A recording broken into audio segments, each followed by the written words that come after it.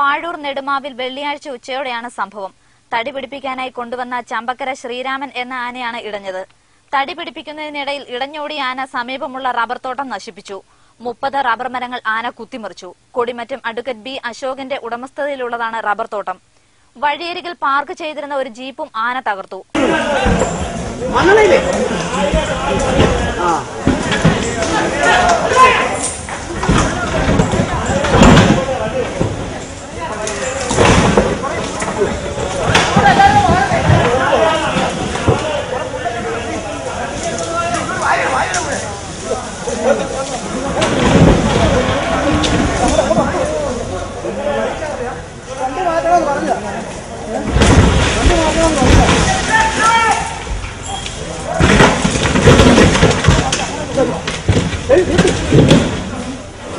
ആന ഇടഞ്ഞതറിഞ്ഞ് നൂറുകണക്കിന് ആളുകൾ സ്ഥലത്തെത്തി. കോട്ടയം എലഫന്റ് സ്ക്വാഡിലെ സാബു സി ഐസക്കിന്റെ നേതൃത്വത്തിലുള്ള സംഘം മയക്കുവെടി വെച്ച് ആനയെ തളച്ചു.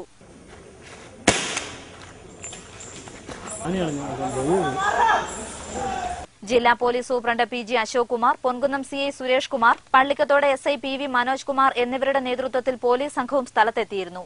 News bureau, Ponkunnam.